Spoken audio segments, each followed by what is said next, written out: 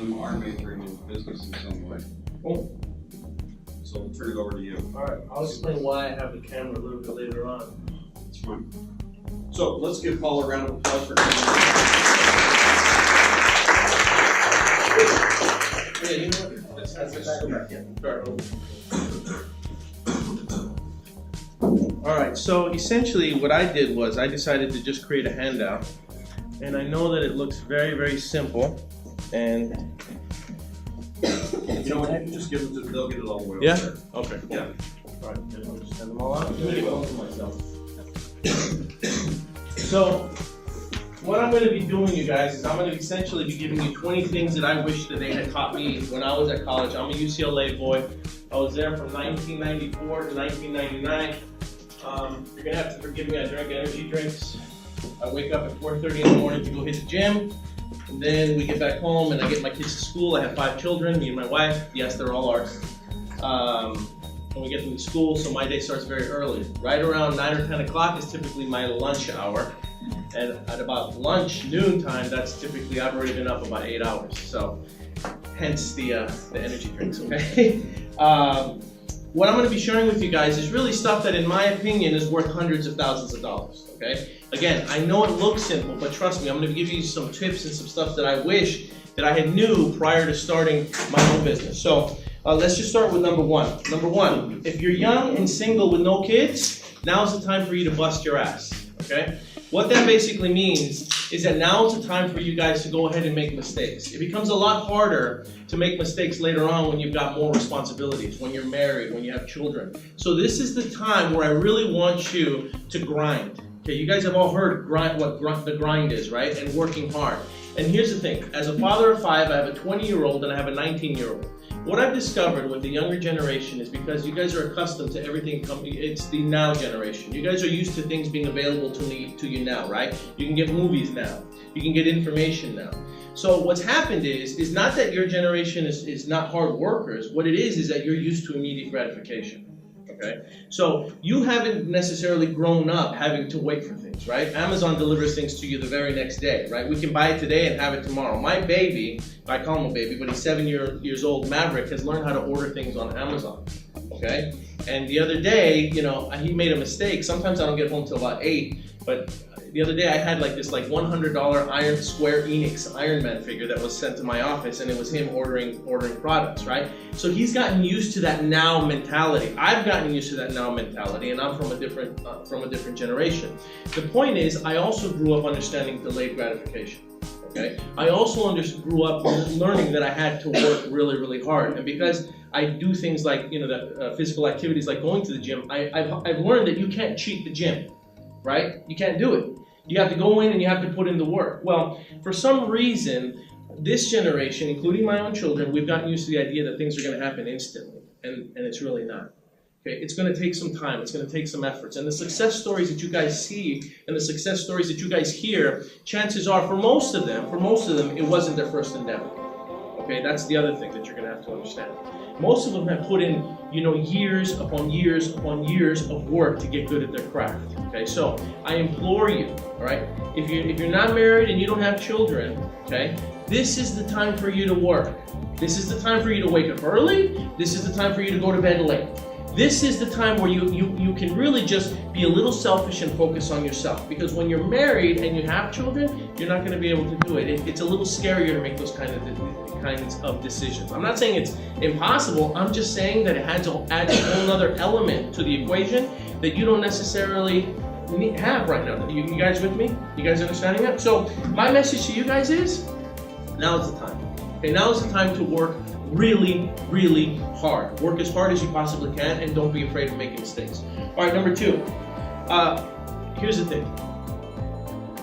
I have a staff of about 10 people in my office, and then I have about 150 agents at work.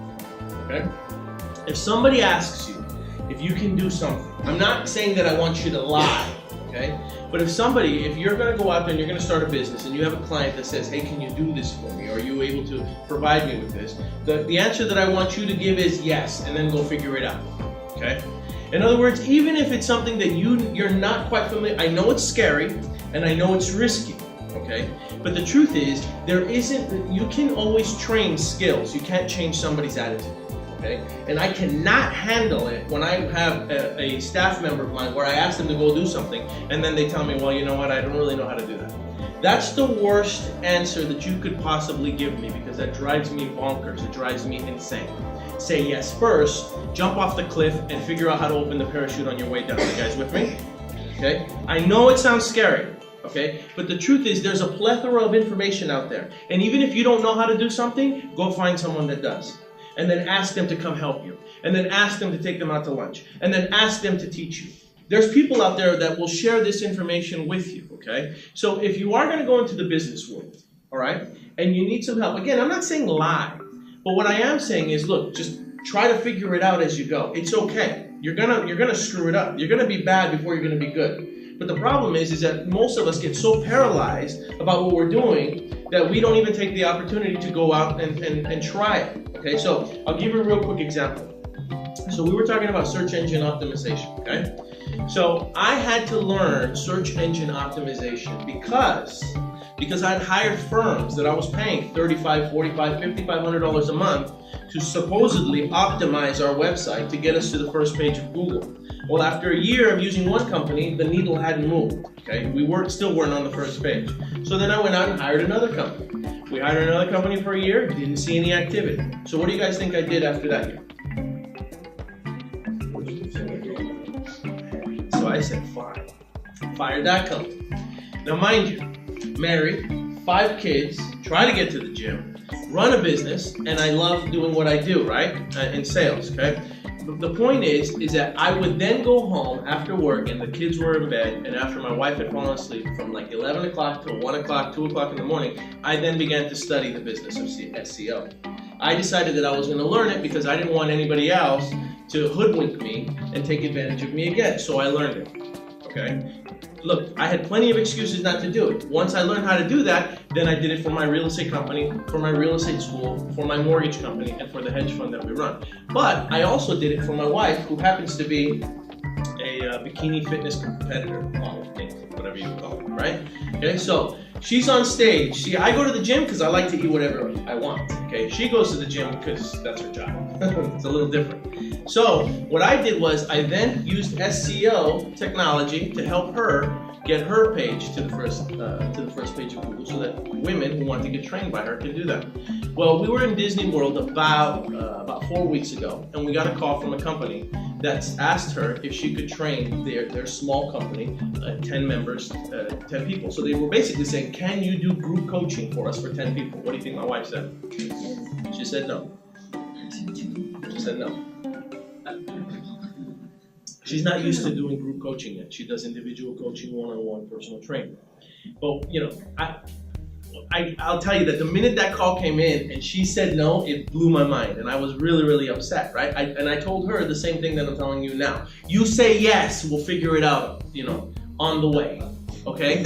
I mean, here's the thing. I'm doing all this work for SEO to get her attention. She gets attention. The company calls and the company says, can you train 10 members of our staff for us in group coaching? And she says no. Right? She's going to get really mad when she sees this video. But my point is that you say yes and you figure it out as you go. Okay? And you're going to discover that that message is actually going to help you a lot more in life than me telling you to say no and not even take the gamble. You guys understand that? Okay, so that's number 2.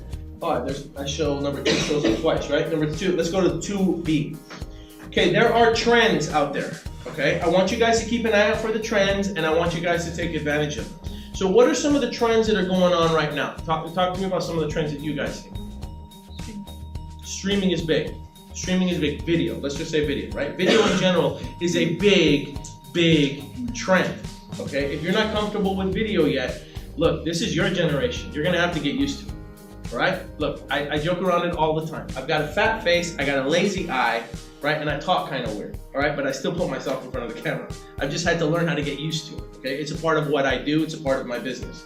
So in the dawn of social media, video is what everybody uses. That's what they use right now, so you might as well get used to it. So right now, video advertising is really, really big on the social media front, right? Facebook advertising, Instagram advertising. You know, Snapchat is losing the war on that. You know, sorry guys. It's just, I don't know, I could be wrong, but I don't see them here 5 to 7 years from now. I think they're going the same way that Twitter's going, okay? Although Twitter did post a pretty good quarter this year.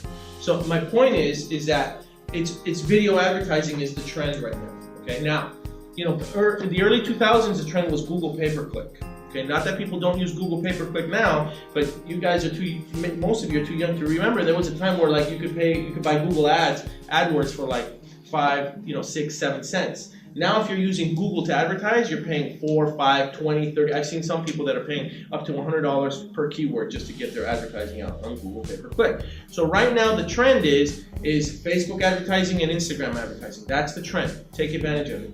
Use it for what it's worth, okay? Study the trends, because trends will change, okay?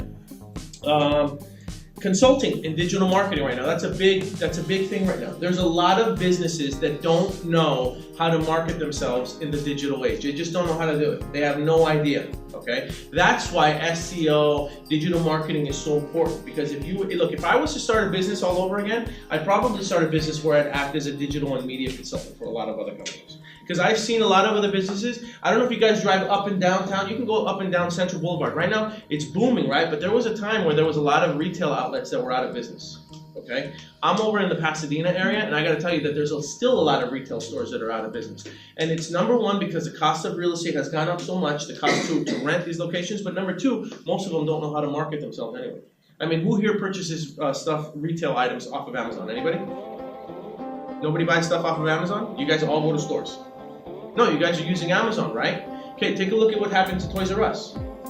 Now that, Toys R Us going out of business, that one really stings me, okay? Because here's what that means. That means that your children and my grandchildren are not gonna have the opportunity that my kids had, where I could walk them into a Toys R Us store and I could tell them, pick one thing, you can have whatever you want, and they'll just walk up and down the aisles, looking at it. So those days are gonna be gone.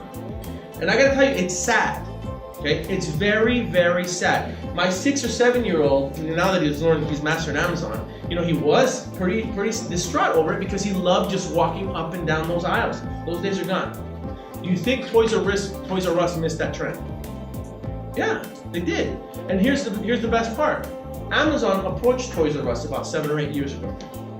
They approached them and they tried to come up with some type of a partnership, and Toys R Us just was too arrogant to think that they were going to. The same way that the CEO of Netflix approached Blockbuster, back when they were getting started, about merging together and creating this package. The same thing. So what's my message? Keep an eye out for trends. Okay? There's always trends. Trends are changing. Okay, so you have to watch out for what those trends are, and then you milk them for what they're worth, and then just understand that the trend will change and you're going to have to adapt. Okay, that's the reality of it. As a real estate practitioner myself, I've had to adapt a lot and to change with the way the market changes, right? Because real estate is very cyclical. It goes up, it goes down. So I've become a luxury agent, I've become a foreclosure agent. When the market's bad, I'm selling properties for the banks. When the market's good, I'm selling properties for all types of people, including celebrities and pro athletes, okay? So you just have to learn how to adapt, all right? Next one.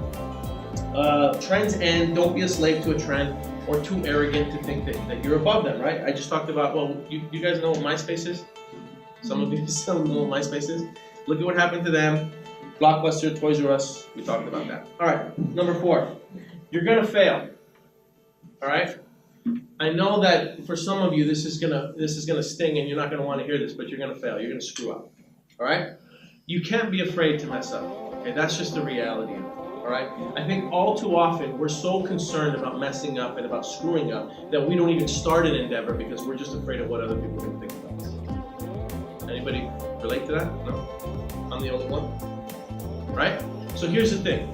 Accept the fact that that failure is always going to be a possibility. You're not going to be able to escape that. But the truth is, you're probably going to learn more from your mistakes and from your failure in those endeavors than you will by succeeding. I guarantee it. Nobody wants to hear the story about how, everything was just given to you and how it came easy. Nobody wants to hear that story. They want to hear the story about how you had to work for it, how you had to struggle, how you had to grind, what you had to become a success story. That's the one they want to hear, okay? Because truthfully, that's the one that everybody can relate with. Who here in this room has had everything they've ever wanted handed to them? Anyone? Are you serious? Well, good for you. I didn't. So, here's the thing. Just understand that that's part of the process. Okay? You're not going to be able to avoid it. You're going to mess up. Things are going to happen. It's just part of the process. Don't worry about what other people are thinking about you, because here's the truth. The truth is, your failure doesn't occupy that much space in somebody else's mind. Okay? That one's a tough one to hear too. And I've been teaching my kids this for a long, long time. Your failure does not occupy that much space in someone else's mind. What does that mean? Well, let's dig a little bit deeper. What does that mean? You're right. No, it's not. That's not saying no one cares. Let's just say Not top priority. not top priority. It means that your problems are more severe to you than to other people. That's partially right. But here's the thing. What is everybody's favorite radio station? Did you guys get paid for that? WIIFM. What's in it for me? Everybody's favorite radio station is their own radio station, the one in their head. Okay? What I'm trying to tell you is that most of us are so wrapped up in what's going on in our own lives that we really don't spend too much time worrying about what's happening in other people's lives. That's just the reality of it. And so for you or for me to be so concerned about what somebody else is going to think about our failure or about our screw up is useless. It's a useless waste of time. It's a useless waste of energy. You guys with me? Okay. All right. Next one. There is no perfect time to start something. So here's the other thing.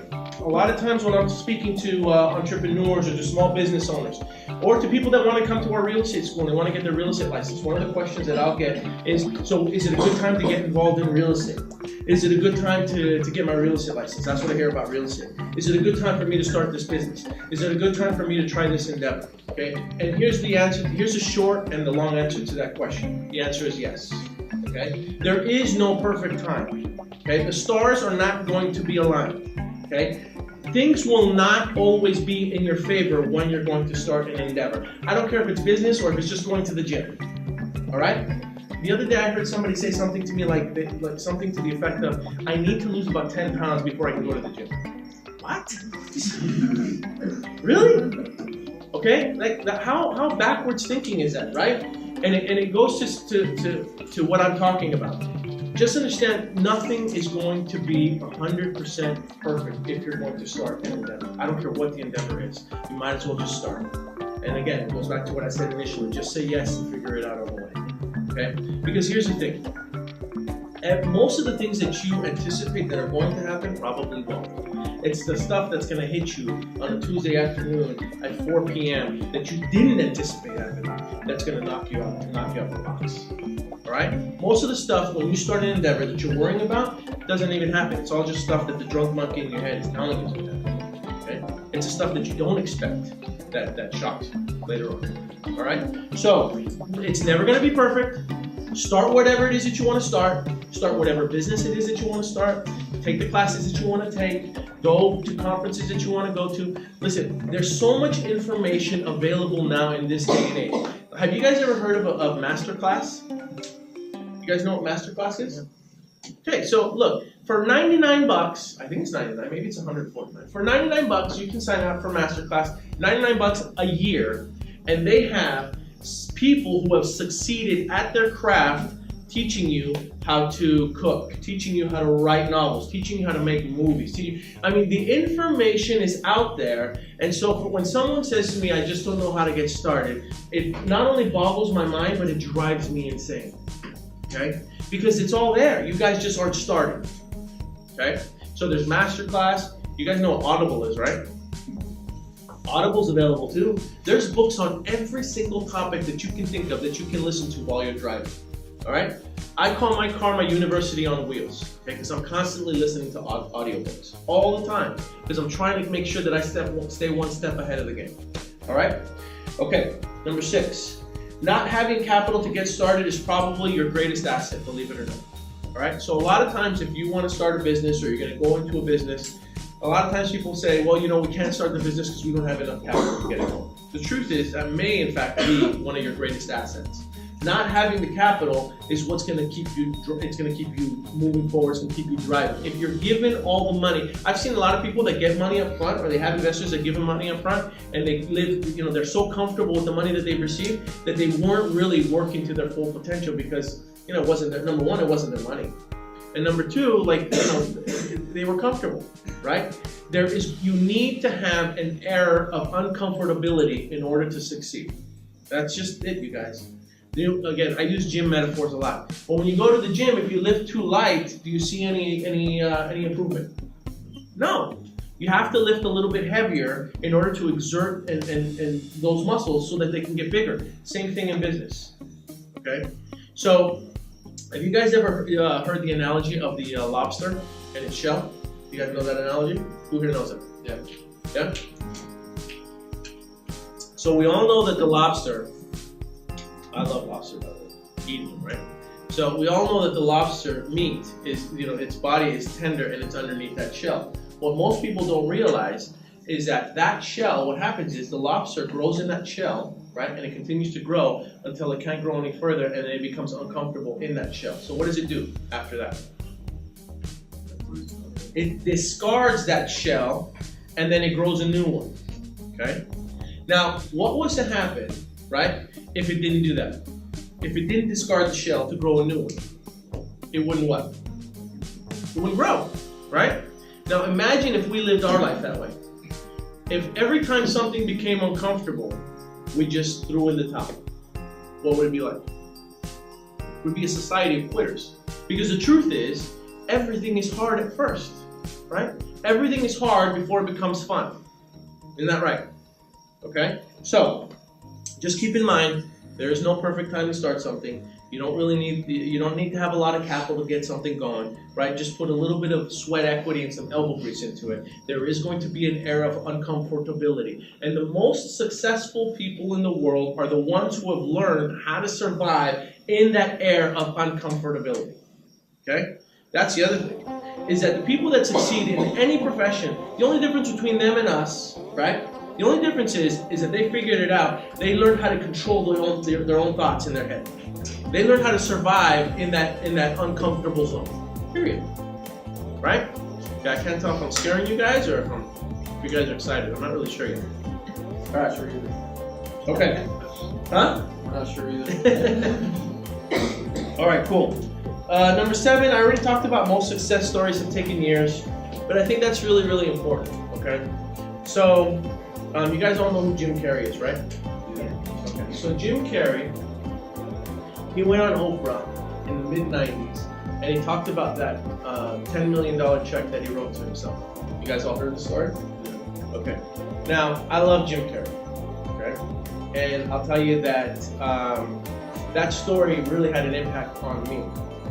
And he said something that it took him about 5 years between the time he wrote himself that check and the time he got paid for doing Dumb and Dumber and made like $10 million. Do you guys know the story I'm talking about? So he said it took about 5 years, okay? What I didn't like about that story is the fact that he only talked about those 5 years from when he said he was going to do it to where he got that check from Dumb and Dumber. But how many years prior to that had he been working? 17. He had started doing stand-up comedy at the age of 17, then slowly started progressing. So 17 years prior, plus the 5 years adds up to what? 22. So how many years did it take him to get the $5 million check? $10 million check. 22 years. So while I love the story, and I love the significance of the message, the truth is it took a lot longer than what he really alluded to in that interview. Okay? It's going to take time. All right? And it's never going to happen fast enough. It didn't happen fast enough for me.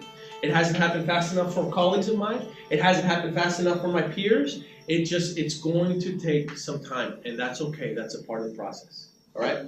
And we're gonna talk a little bit later on about what happens when people quit too soon during that process, all right? Just understand that it's going to take some time and it's gonna take some effort, and that's just the way it is. Even if you don't wanna start your own business, even if you decide, I'm not gonna start my own business, but I'm gonna go into the business world and I'm gonna go work for somebody else, it's still gonna take some time, okay? That's just the way it is, all right? And the sooner that you accept that, the sooner you will appreciate the delayed gratification of it, all right?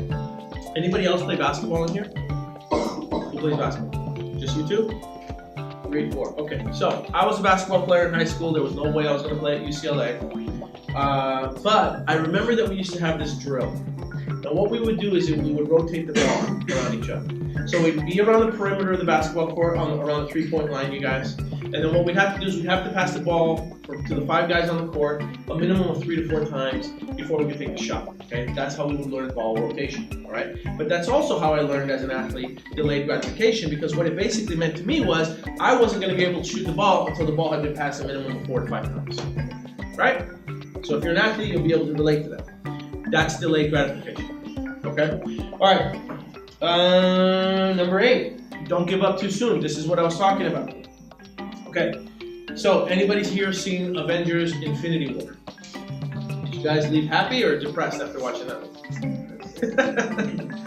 It was a really good movie, just, talk about a cliffhanger, huh? Okay, you haven't seen it yet, I take it? I am. Okay, I don't wanna spoil it for anybody. But anyway, we all know the story that Disney purchased Marvel for $4 billion, okay? Now, out of that $4 billion, you guys, how much did Stan Lee get? You got a whopping 0. Okay, why? Because he had sold most of his interest prior to that, which is why there was all this confusion about who owned the rights to what movies and what characters, right? Sony owns Spider-Man, 20th Century Fox owned, come on, movie buffs, X-Men, Wolverine, Deadpool, right? So what had happened was he had even sold off the rights prior to that even happening, you guys. Okay? So don't get me wrong, Stan Lee's living okay. He's worth about $100 million right now. But at the end of the day, $100 million versus $4 billion, which sounds better? Right? So all I'm trying to say is that look, it got difficult. Look, it took him and it took Marvel how many years? Those comics have been in existence since the late 60s, you guys. Okay? So understand, maybe early 70s. So my point is that he sold it too soon. Okay? You don't want to make that mistake. All right? Now, another person, who here likes Jelly Belly beans? Anybody? I love Jelly Belly. Do you guys know what Jelly Belly beans are? Okay.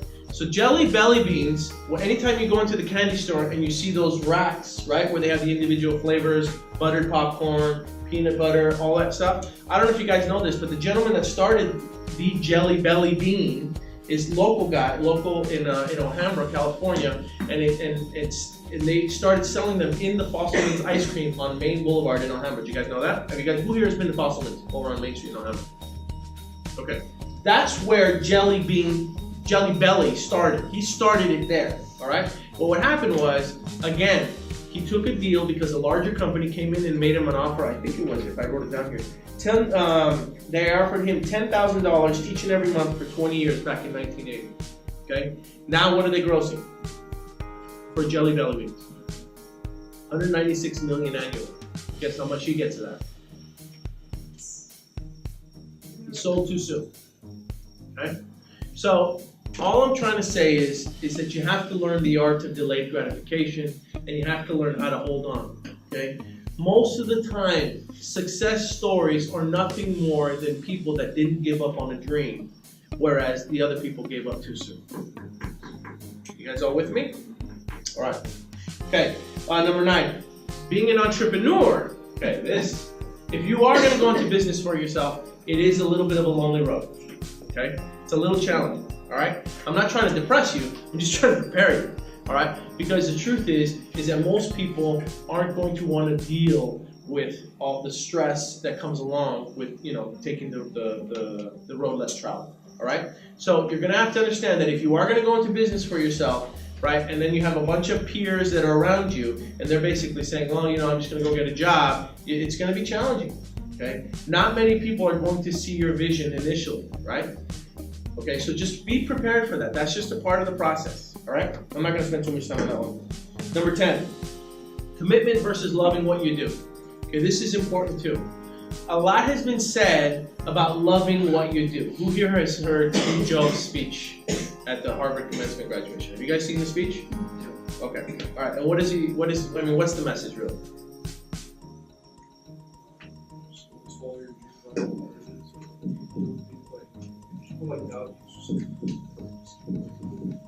Good, okay.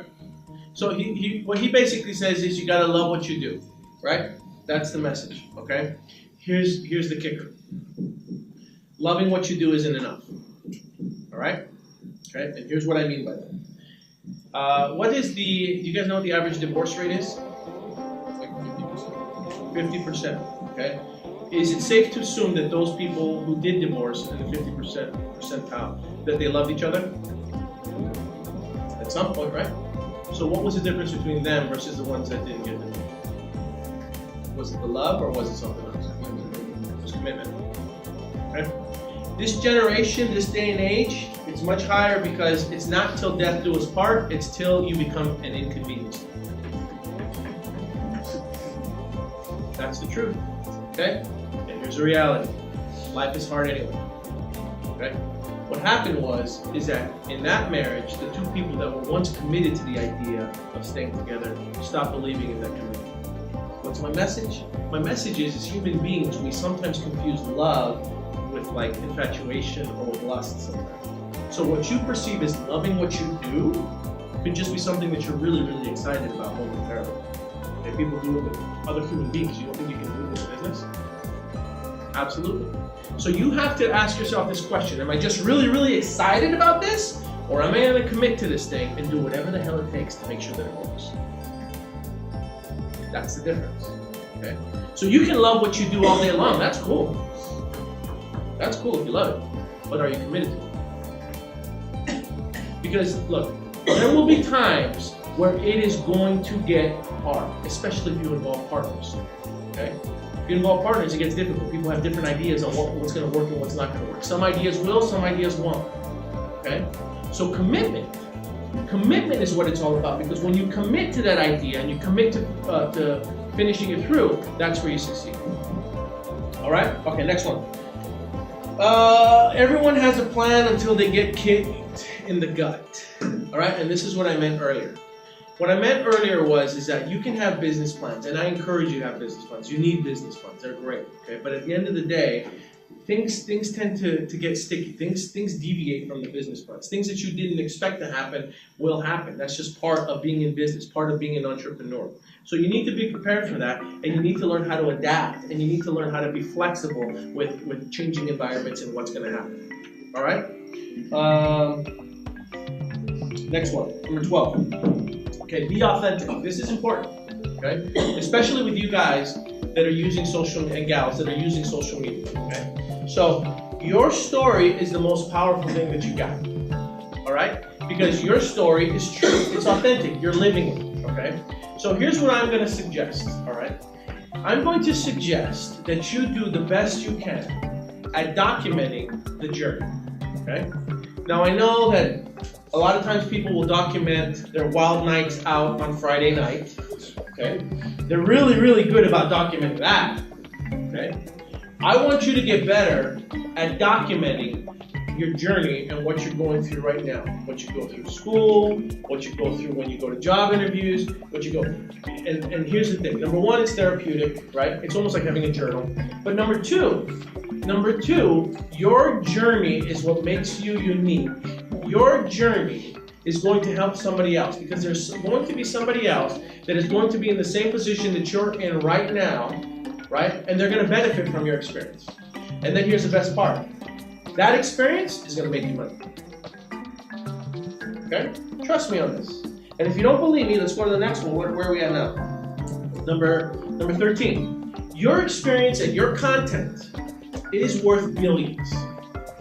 Not millions, billions. Don't believe me? What's Facebook's valuation today? Is it in the millions or is it in the billions?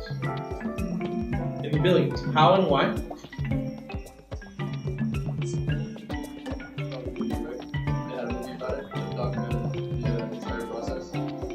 Sort of. I want you to think about it. Yeah. Bingo. We knowingly, we willingly, and we freely give all our stuff to Facebook, Instagram, and Snapchat. And guess who makes money off of it? They do. So we give it to them for free. All our content, all our pictures, all our stories, all our events, we give it to them for free. And that's your content, that's your stuff. Once that sinks in, you start to feel that it leaves you with a little bit of a cringe inside. To think that that company's making billions off of all of your stuff and money. So, what I meant was, your content is worth billions. You just have to learn how to monetize it. And that's something for a whole nother conversation that I'm not going to get into today. Alright? But trust me, you can monetize it. So that's why I'm saying, document your journey. Okay? It's worth something. I'm telling you it is. And believe it or not, it really is. Alright? Okay. Number 14, smile. You gotta smile, guys. You guys look like you just woke up right now. Right? You gotta smile. Okay? There was a recent, it wasn't recent, must have been in mid-2000s. The Holiday Inn was revamping their brand. Okay, completely revamping. Alright? And so they were doing job interviews and they were hiring people in mid-level management. If someone came in and did not smile a minimum of 13 times during, I don't know where they came up with that number, 13 times during the interview, if they didn't smile a minimum of 13 times, they didn't hire them. It's important, okay?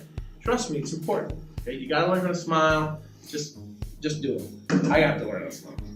All right, number 15. Greet everyone you meet with a compliment. Look, some of this stuff again. This is stuff I think we all know that we should do. We just don't do it. All right, I had to teach my kids this the other day. I took my daughter to a father-daughter daddy dance on the last Friday, the May the 4th be with you dance. It was a Star Wars dance, so it was themed. And my daughter's, she's very smart, she's a little prissy, and she's a little standoffish. I think she gets it from her dad, okay? And so she has these friends that she kind of fights with, and I told her, go talk to your friends, but make sure that when you go greet them right now, greet them with a compliment. And the first thing she did was, you look so pretty today, and then all of a sudden they're friends again. Okay? They're like frenemies, right? So, my point is that if you can greet everybody that you meet with just a simple compliment, trust me, that you can compliment them on anything. I'm not saying be disingenuous. I'm not telling you to lie, right? But if you can just, hey, you look really good today. Hey, you're losing weight. Hey, I love the shoes. Just, if you greet someone with a compliment first, what's the worst thing that they're gonna say? The worst. Right? That's the worst, okay? So you just gotta get used to doing that. So for those of you that are going into the workforce, right? And you're gonna interview, number one, you interview, you smile. Number two, you greet the person interviewing you with a compliment. Yeah, can we do that? All right. Okay, number 16, we're almost done, guys. Be a problem solver, okay? Don't drown in a glass of water. What does that mean? Sure, don't give up. What else? Don't get overwhelmed. Don't get overwhelmed. Okay, don't let the problems knock you out the box. Right? You're gonna have problems. Everybody has problems. It's just part of what it is. There's gonna be mishaps. There's gonna be mistakes. Don't dwell on it. Focus more on the solution. I think 9 times out of 10 people are spending so much time focusing on the problem, and they're going through all these waves of depression because they're focused on the problem. Forget the problem. Just figure out how you're gonna solve it. Start looking for solutions. Okay? Look for solutions. Don't look for more problems, okay? Number 17, don't let the highs get too high so the lows get too low. Any idea what that means?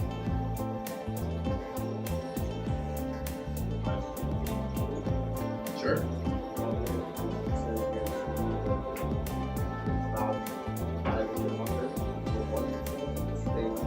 Right. That's part of it. Anybody else? Yeah. Right. Very good. Anybody else? All right, so don't let your successes get your head too big, okay? And then don't let your failures weigh you down so much. That's all. You know, don't. You get good news and bad news all day long. And what happens is, if you don't learn how to control your inner thoughts, you'll let the highs get you way too high to where what happens is, again, you do become arrogant and then you see other people blow right past you. And then don't let the failures weigh you down either, okay? All right, number 18. You are in sales, guys. You're selling, whether you want to admit it or not. Okay, who here has a boyfriend or a girlfriend? Anybody? Guess what? You sold that person on why they should be with you. Okay? You sold them. Who here has a job? You sold the employer on why they should hire you. You sold this school on why they should admit you. Yeah, they took your money, but still, they could have rejected you. All right? Okay? You're constantly selling. All right? Now, your version of selling might differ from mine a little bit, but at the end of the day, you will have to learn. You're always selling. You're selling your point of view. You're selling your position. You're selling something at some point or another. So I don't mean it in an offensive way, but we're all in some type of sale. So just accept that and become good at it. If you're good at negotiating, even attorneys are selling, right? Because they're going to sell a jury on why they should convict someone or set them free. Okay? So get good at it. Number 19, always be learning. I think that's self-explanatory. I'm not gonna talk about that. We'll end on number 20, egg, carrot, coffee bean. Has anybody ever heard that analogy? Egg, carrot, coffee bean. No? Okay, good. So, here's how I want you guys to be in life, all right? There was a mother and a daughter. And her daughter came home and she was having a particularly rough day, okay? And, you know, nothing seemed to have been going right. So what this mother did was she said, do me a favor, go put a pot of boiling water on the stove, okay? And then I want you to get me a raw egg, okay? And I want you to get me a carrot, and I want you to get me a coffee bean. So they boiled the water, and the first thing that they did was they put the egg in the boiling water. Now we all know what happens to an egg when it gets hard boiled, right? What happens to it? Right? It becomes hard boiled inside, okay? So then she said, okay, fine, that's done. Go get me a carrot. They put the carrot in the boiling water. What happened to the carrot? Limp and soft, right? Then she said, okay, take the carrot out, go get me a coffee bean. So they put the coffee bean in the boiling water. What happens to the water? Changes to coffee. So her message to her daughter was this, okay? Don't be like the egg. The egg, right? The egg looks like it's strong. It's got a hard outer shell, okay? But then what happens to it is that its environment changes, and then the inside becomes hard too, okay? It became hard and bitter, right? Don't be like the carrot. The carrot looks like it's firm and strong, right? But the minute it went into an environment that it couldn't withstand, it became limp and weak. All right, you want to be like the coffee bean. You put the coffee bean in a different environment, what did the coffee bean do to it? The coffee bean didn't adapt to the environment, the coffee bean changed the environment around it. So I implore all of you guys, don't be like the egg, don't be like the carrot. I want you to be like the coffee bean, right? You don't change, you change the environment around you. Okay, can you guys do that for me? All right, perfect. All right, so listen, I have my contact information at the bottom. If you guys need anything, feel free to email me, feel free to call me, text me, whatever, Snapchat me, whatever you want to do. I'll respond, okay, I typically respond. All right, I appreciate you guys' time. I appreciate Professor Denham. You guys really don't have any idea how lucky you are to have him as your professor. And with his experience, who he is as a man, as a husband, as a father, you know, I have a tremendous amount of respect for him. And the fact that he had asked me to come out here and speak to you guys speaks volumes. So really, let's give him a round of applause.